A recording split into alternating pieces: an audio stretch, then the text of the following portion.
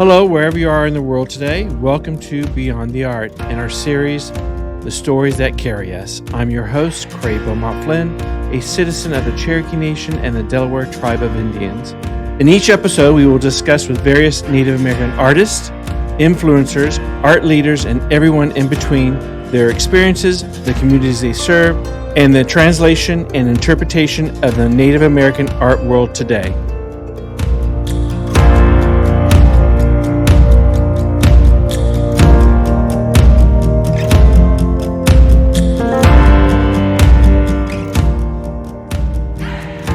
Welcome to Beyond the Art today, and we have as our guest Heidi Brandow, a multidisciplinary artist. And welcome to the show, Heidi. Great, thank you for having me today. Absolutely. Well, I'm just going to start off and jump right into it and ask you to tell us about your journey and your personal background and cultural heritage. Sure. So my name is Heidi Brandow. I am Diné and Kanaka Maoli, or Native Hawaiian and Navajo. I am based in Santa Fe, New Mexico, and I'm a multidisciplinary artist. I primarily work in painting, and I've done some community engagements work. And let's see, I guess I don't know if that's if that's it. That's good. That sums it up real quickly. Yeah. Well, tell us about how you got started as an artist and how you identify as a Native American and how that influences your artistic work. Oh gosh. So I got started, I guess, in the arts. My mom and dad. My mom is Native Hawaiian. My dad is Navajo. And I would say that in our home growing up, that it was a very much like Native Hawaiian household. And we lived, in both places in Hawaii and on the Navajo Nation. But with my mom's presence and like her background as a hula dancer and coming from this very musical family, we always had we were always exposed to that in our life. Also, whenever we'd visit our family, and I always think like my mom was such a good ambassador for Hawaii and Hawaiian people, really, because everywhere we went, she brought her culture with her and was always really proud of that. And so I would say that was kind of our introduction, really, was just by virtue of having our parents and, I guess in a more traditional sense, like in terms of like art as we know it, like drawing, painting, and so forth. My dad always was sort of encouraging me to be engaged in art. But I don't know that my parents necessarily thought that it was like a career move. I mean, they were kind of old school. I think they thought, oh, this is like a cool thing that we just do, but it's not necessarily like a career move. Now get a real job type thing. Right. So I ended up actually studying, doing a lot of things in like engineering and science initially, and started off my college career as a computer science major, but then ended up moving into the arts several years later. Didn't finish that program. Went to II later after I had two sons, and got my degree in fine arts, my undergrad in fine arts and painting, printmaking, and kind of just kept going after that. So did your parents give you any inspiration once you started to head in that direction and make a living out of it? Did they give me any inspiration? Motivation? I guess that they were pleased in the sense that they saw that it was providing a path that I could stick to, because I wasn't just like wandering around and just, maybe living that stereotypical like artist life with no direction, because it really pushed me to like finish my degree and, and kind of carve out just like a regular life out of it. So I think they were okay with that, and plus I was engaging with communities, our community, and I think that also they thought that was cool too, I guess. So how do how do you inspire, or what particular portions of your Indigenous heritage do you incorporate into your art? And what is that process for you? Hmm. Well, it's interesting because I feel like, of course, if you see the work that I do, maybe it's not necessarily what someone would identify as quote unquote Mm-hmm. native art. But I feel like it's native art just because I am a native person and it's intrinsically native, and it's you know, it speaks to what my experience has been as a native person, and I think it also touches upon some of the things we're grappling with as the contemporary people in Mm-hmm. today's context.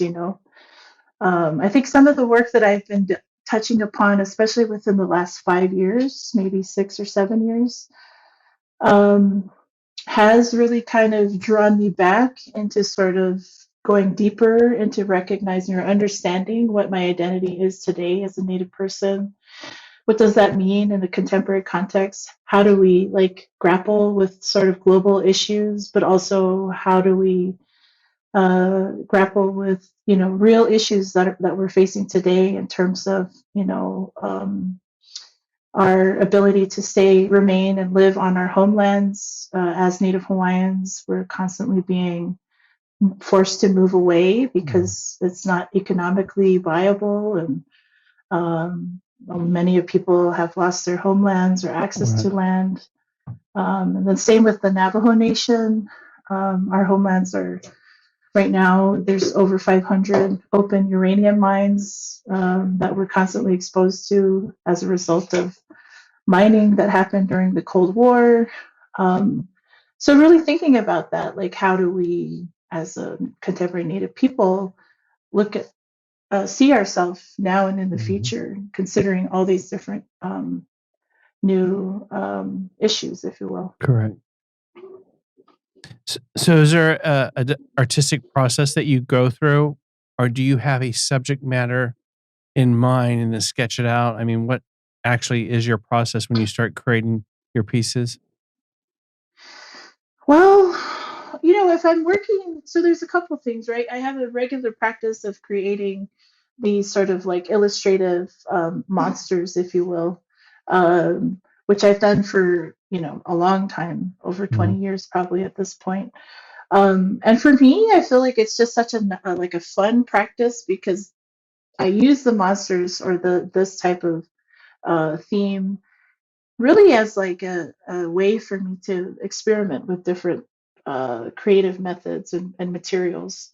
And it's also like very like it's kind of like a yoga, like a stretching practice because it allows me to just kind of be free and like just kind of have fun with it.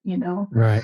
And then if I'm working on these other things, uh, I would say that it really involves just kind of having these ideas and I'm kind of a nerd, so I like to sort of research a lot of things and think about how my personal history and Mm-hmm. family and cultural relationships sort of touch upon some of these issues that I just talked about, and where does that place me and how can I express or talk about these things through my creative practice. So Mm-hmm. that's sort of how those things work, I would say. Are there any particular artists, both native and non-native, um, that has influenced your particular work or your style? Hmm.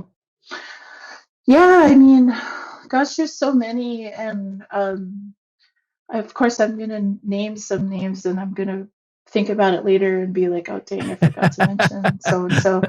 So I apologize to those who are alive that are hearing this and you didn't hear your name. It's just because I'm like on the No spot. worries. But for sure, I mean, I had a professor. His name was Jeff Com. He's Cree from Canada. He was Cree from Canada, and unfortunately, we lost him. I think it was 2020 or 2021. It was like an accident that he was in, but I had him for like 2 or 3 years when I was at the Institute of American Indian Arts, and he was awesome. Like he really, pushed me to sort of think about what contemporary Native art or what art could look like. Um, he does a lot of sort of abstract, or he did a lot of abstract work, and what was inspired by, sort of the geometric patterns and figures of his community. And so, sort of taking that experiment. Oh, and also, he was really great about experimenting with materials and scale. And so, I always kind of to I wanted to be like him in a way. Of course, I never will be, and I've sort of abandoned that. But there's a lot of really good practices that he kind of instilled in me as an artist, and so I continue to sort of hold him in high regard. Some living artists today, Dakota Mace, Diné artist. She's a photographer, printmaker. She's doing really outstanding work. Um, and really critically thinking about our collective history as Native people, as it relates to, or as Navajos, as it relates to, the long walk, and sort of our place and land, and belonging and so forth. So she's really doing such cool stuff. Who else? I mean, gosh, uh, should be more quick with this. No worries. I So, mean, honestly, like I talk a lot with like elder artists, just by virtue of the work that I'm involved in. And right. I recently had a conversation with Robert Davidson. He's a Tlingit Haida artist, excuse me, from Vancouver, and has had this career that's over 60 plus years of carving in his community. And stuff like that's really inspiring, because he came from this like crazy history of his community being disconnected, and how he's played this real pivotal role in kind of reigniting this interest and uplifting his culture and cultural practices. So yeah, just right off the cuff, those are people that I could think of for sure. Now, when you have a set medium or narrative you're trying to relay in your pieces, do you think Hawaiian first, or do you think Diné Navajo first, or is it just a combination of whatever your mind and your hand starts creating? Hmm. Um, I think it's just I guess it depends. I mean, I'd like to say like often it's just a combination of all of that. Um, but if it's a very like specific project or body of work that I'm thinking of, as it relates to a very specific culture, like whether it be Navajo or Hawaiian, then I will more specifically work through those lenses. But I think on a more like regular everyday approach, that it's sort of a combination of both. Being an Indigenous person, have you seen a lot of challenges, especially being a female artist? Yeah, for sure. I mean, um, I think to some degree, and things might be changing a little bit, but I do think that the art world in general still sort of prioritizes men, and even within our own community as Native people, I think that we still, um, sort of position men, to have sort of a higher or easier access to opportunities, and platforms to sort of elevate whatever work that they're doing. Um, and I think also, like, if you're just making stuff, and you're not coming from a dynastic family of Native artists, that it's also hard, And I think among Native communities that, um, maybe to some degree people don't recognize that like there is that element, I think, among artist families that have had like multiple generations of noticeable or famous, quote unquote, Native artists in their family, that they also have this kind of privilege. And so I think it's also a little challenging to some degree. But honestly, I also think another challenge is that I think we still privilege non natives in determining the value of whose work among our native communities is the most popular or the most like um, or the best, if you will. You see this all the time at like Indian Market at Swaya. Primarily, a lot of the judges that are involved in these events are non-native, with very little to no experience in art or native art, but come from a very specific like collector background, um, and so are making determinations of winners based on the value of their own personal collection. Like those insurance values need to be upheld. So we're not necessarily actually, like the ones, like making those decisions. So something interesting to think about, I guess, and how much value we want to play into those types of determinations that are being made by non-natives. So there's a lot of challenge still to overcome in the Native American art world for us to self-value our work, I guess you could say. Yeah, or at least to be in the spaces where we can make those determinations, So, yeah, I think we need to be more invited to those spaces to make those determinations, to be the judges, to be on those committees, to be on those boards, because a lot of those decisions are still being made by non-natives. We need to tell our story our way and not be judged by others. And it continues Totally. on. How are you inspired and motivated to create? Is there something that you think about and prompt yourself to create, or are you very what would be the are you very management of your times? Like, I am working, I'm creating. Are you an artist that just creates when the ideas come to you? It's just always through work.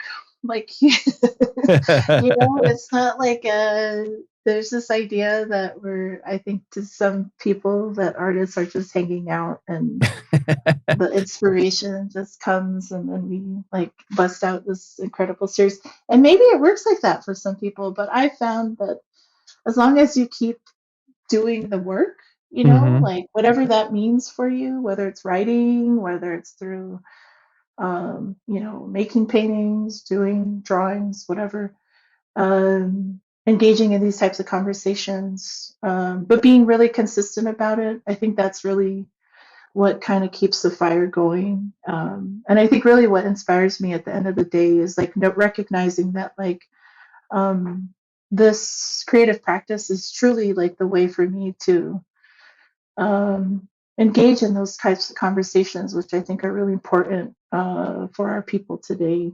Because I'm not really the person that's going to be on the front lines, like protesting and camping out, like in the middle of the winter for several months at a time. I have a family, for very practical reasons, and my work is here at home in my community. But I see my way of engaging with those types of issues is through my work as an artist. Have you seen a transition as you self-reflect from when you started it to become an artist to present day? Yeah, I guess. I mean, definitely I feel more confident in my voice as an artist. I think when you're coming up, especially as a young mom, and you're just trying to figure out what the next steps are, um, you're just also trying to figure out what your voice is and what's important to you and how do you express that. And so I think definitely like the biggest shift has been recognizing my voice and my autonomy, and the work that I want to pursue. What pieces are you working on currently? Well, right now I'm kind of in the research phase of a series of work. In fact, I was just writing about it this morning. I've been researching my family ties to, on my mom's side, to this place in Utah called Iosepa. And it was a Native Hawaiian community that was established, in like the late 1800s, Oh, and wow. it's on the outskirts of Salt Lake City. But the Mm-hmm. land, if you were to visit, is very desolate. And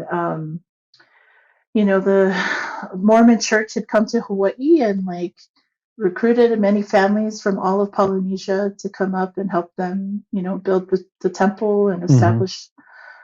do the work up there. And so my family was one of them. And when they arrived, the community members in Salt Lake decided they didn't want to.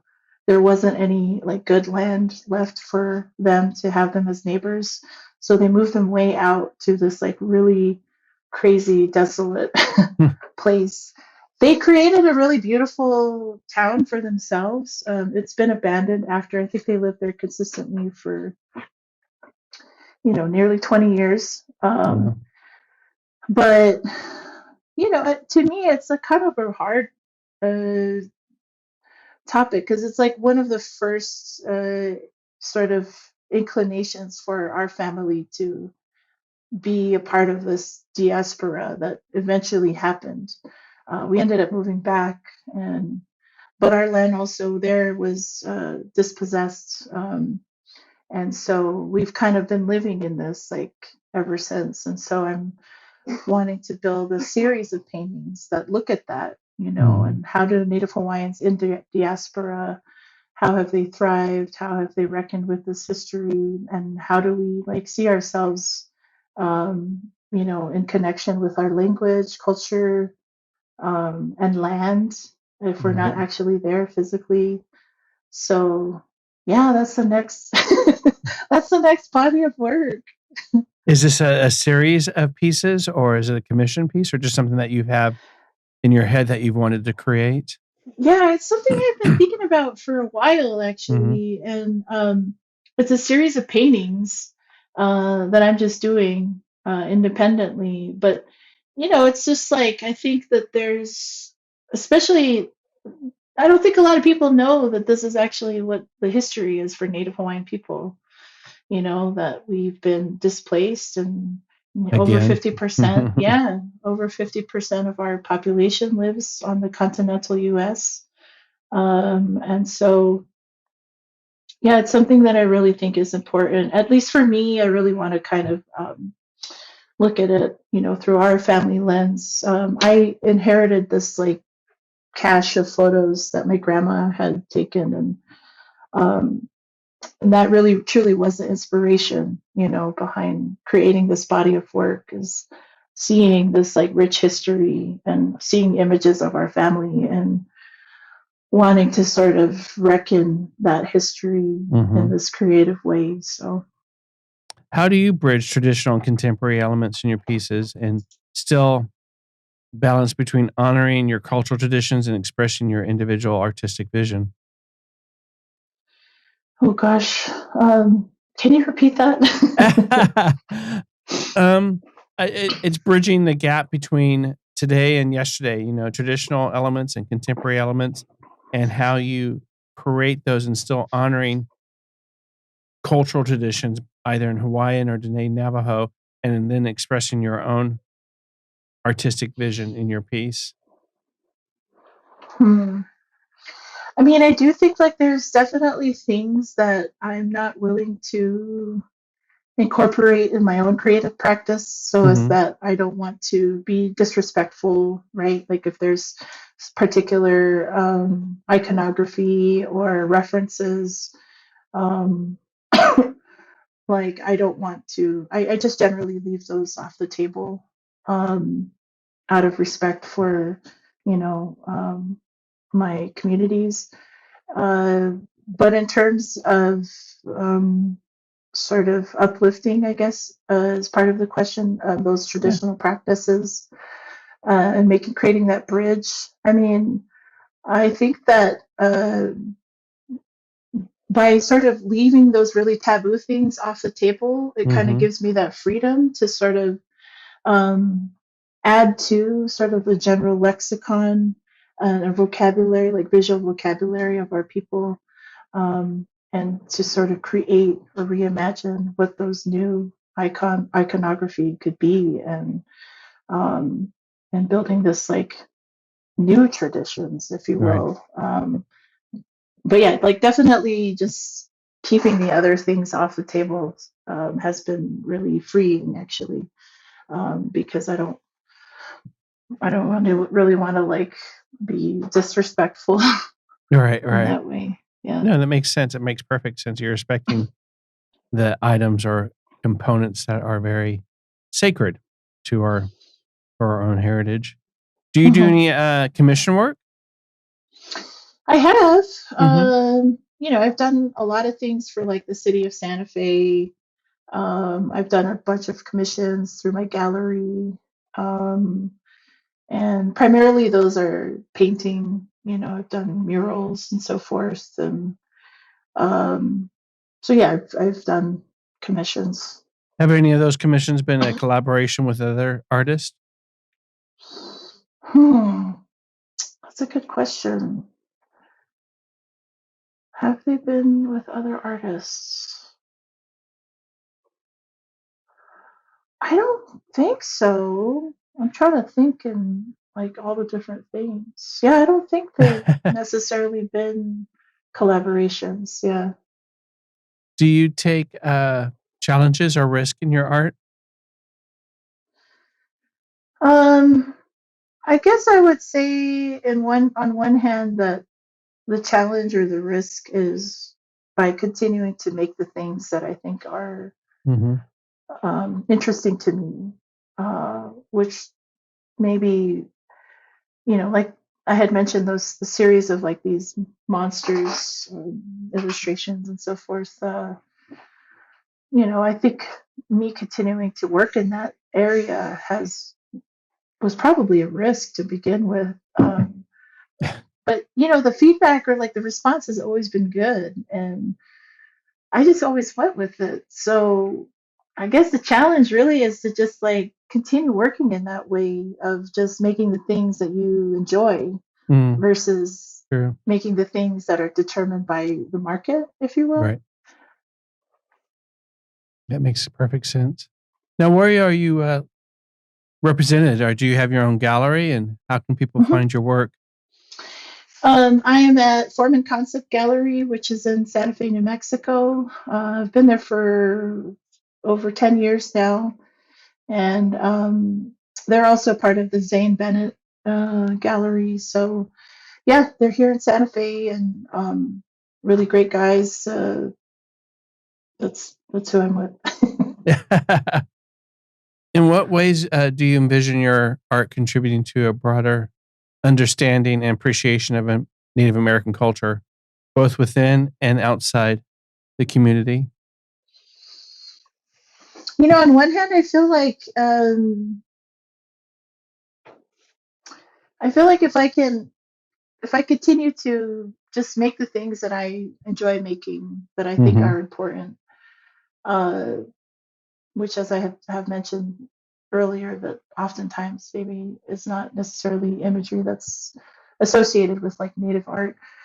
Um, I do know that like there's some up and coming artists, whether they're like in grade school or just starting out in undergrad, who see work like that, who I think are inspired to continue doing or making the work that they think is important, that might not fit into those boxes, um, that they've been told are the only boxes that work if you want to be an artist. And so if I can inspire people to continue on their path even though they might be sort of making things that are unconventional, then I think that's really cool. Is there any medium that you want to try your hand out, or any type of artistic endeavor that is on a list that you're like, at some point, I want to do this? Hmm. Honestly, I really have been thinking a lot about sculpture. Um, like metalwork, I think Mm-hmm. is really fascinating. I have no experience in metalwork. So I don't know how I would necessarily get into that field, but I really find it interesting. And I think a lot of the ideas that I've been coming up with, especially when I was in grad school, sort of opened up this idea that there's a possibility that I could maybe work in a three-dimensional way. I have been working more recently in micaceous pottery, which has been a lot of fun. It's been a really good learning experience, and it's really kind of prompted me to, think about my community's relationship with clay in Navajo community. And I had the fellowship this summer at the School for Advanced Research and used some of that time actually to further research Diné relationship with clay, historic and contemporary, but also looking deeper into the relationship of clay with among Polynesian communities. And so, yeah, I mean, I don't necessarily think that that's a practice that I'm trying to pursue to get really big at, but it's just something I really enjoy, and so I'll probably continue doing it. Is there a piece, excuse me, is there a piece that you can think of that you're surprised at the response it received? And on the side note of that, is there a piece that you can think of that didn't get the response that you expected it to receive?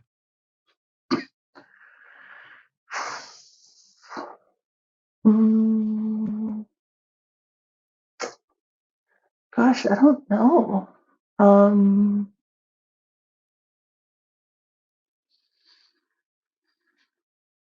Now, let me ask you this question.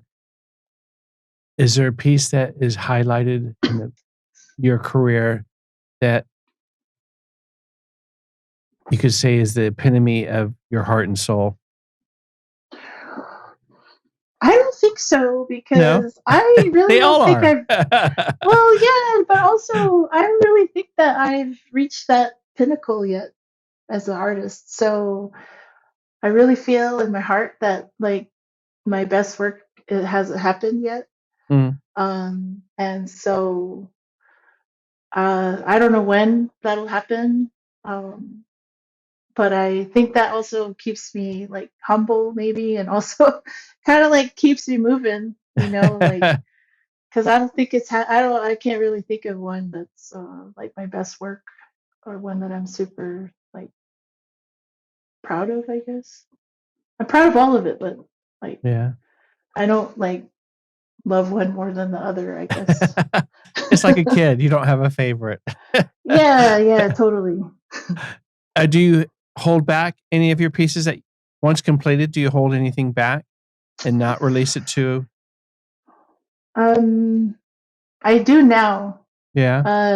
But I think back in the day, like there was some pieces I think I wish I had held on to, but for purely like economic reasons, I parted with them, and I remember when I first started painting, there was a painting that a guy who was showing our work at, he owned the space, and he ended up really loving this painting that I created, and I ended up selling it to him. But I remember crying because I felt like it was like one of my babies was gone, but I was so sad. So I tried not to like be as close, I guess, with like everything can't be that precious maybe. uh, but yeah, now I think, several years later, if there's a piece that was really meaningful to me when I was making it, I'll keep it. Now, when you start creating, do you stick to that piece until that completion, or do you work on multiple pieces at one time? Try to work on multiple things at the same time, and then depending on the scale, uh, maybe I'm able to focus on a larger piece a little bit longer, or have more dedicated time to that. But I've often found, and I think I learned this from Jeff actually, that I should have many pieces going at the same time, just to kind of like break the monotony. Like maybe one might give you a little bit of a challenge, and then having something else working kind of gives you that break that you might need. So yeah, try to have a few things going at the same time. Have you ever been surprised at the direction a piece has taken after you started it? If you started something and you thought, okay, this is going to be this, and then all of a sudden it just kind of took a life upon its own. Yeah, I think so. I mean, there was a period where I was doing a lot of like, I mean, I do still think that I mix a lot of different mediums, but there was a period when I was really going for it, like layering different types of like Mm-hmm. prints and like paintings and um, image transfers. And so really just kind of playing with stuff. And yeah, 100%. There was definitely times where like I had a general idea, but then just kind of went with making the things, and it went in an entirely different direction than I had anticipated. So yeah, for sure, like that's definitely happened. Do you do the art market circuit at all? I don't do the circuit, but I do participate from time to time. Mm-hmm. In particular, I've done Indian market, both the winter and summer market, and periodically I'll do same thing. Sometimes I'll do the I has their little alumni show in the winter, which is a lot of fun, to be honest. So sometimes I'll do that one. But yeah, those are kind of the only Indian market and that one are sort of the only markets that I'll participate in from time to time. So what's next for you? Well, creatively, I guess, working on that series, I was just filling out residency details, and so just spending the time, like accumulating more documentation. I'm probably going to have to be out in Utah at some point to take some photos. Mm-hmm. I want to also make this like a community project where some of the descendants I'm able to document their stories, and through photo and video, and kind of make it just build off of that. And Correct. I don't know where that part will go, but I'm really interested to, start that documentation of those stories as well. Is there a time period in your mind that you want to have this completed, or you just let the artistic freedom go, and when you finish, you finish? Honestly, like it would be amazing if I could have this wrapped up this time next year. I'm not working necessarily, like I said earlier, on this particular project for any institution, or it's just really like more of a personal Mm-hmm. creative project. So I haven't necessarily put any hard deadlines, but I do like to work on a deadline. So I think if we could wrap this up by the end of next summer, early next fall, that would be, you know, pretty cool. Perfect. Is there anything else you want to share or tell us about your journey and your story? Um, I don't know. I mean, was any of that good or? Oh, it's all good, Heidi. It's all about you. uh, no, I mean, I just really appreciate you reaching out and Absolutely. inviting me to be a part of this. And hopefully I've shared something that was of interest to you and your audience. And Yeah. um, So let yeah, me ask, that's all. what do your parents think now? Well, my mom passed a few years I'm ago. sorry. My dad, thank you. My dad is still with us, and I think my dad now, 20 plus years later, he sees that I'm an artist and he likes it, and he knows that I'm happy and that this is something that I'm doing for the rest of my life, and so he's okay with it. Well, that's good. Are Yeah. any of your kids interested in the arts? It's funny because I think both of my sons, when they were really small, of course they're always like excited to make work, and they were always around. Their father also was an artist, so they were always around art and making art and so forth. But I think once they hit like middle, high school, like they were like, "Oh, I don't want to do that." But it's interesting. Like as they started approaching their graduation time and thinking about college, my younger son started to, get really interested in like design and art, and so he's now taking some classes in his first year of college, and I've tried to like kind of not push him so hard into the arts, because I'm like, ultimately this has to be your decision, but it's kind of cool, I can't take all the credit, but if he's interested in it, I'm excited about it. So besides your son, what kind of advice would you give someone that's interested in pursuing the artistic direction or endeavor, especially someone that's Native American and Indigenous? What advice would you give them? I would just say I tell, I work with students still, so I'm a professor or mentor, if you will, in the Master of Fine Arts Studio Art program at IAIA, and then had taught undergrad students at IAIA before that. And I tell students all the time, if you're really interested in being an artist and pursuing the arts, you have to be like, you have to just show up for yourself. Like, you have to really commit the time to being in the studio, to making the work, and doing it like all the time. Like, it's not like a part-time endeavor. And I tell them all the time too that, there's always going to be someone that's hungrier than you, that's coming up right behind you. And so if you really want it, you really got to go for it, and you got to keep working at it, and also all the rejections are also okay, because it gives you gives you the opportunity to kind of like recalibrate and reconsider, what you're trying to do. And so continue to apply for, whatever it is that you're interested in, whether it be schools or markets or shows, to keep applying, fellowships, all of those things, because it really helps you clarify your voice as an artist, and really kind of hone in on what you're trying to accomplish.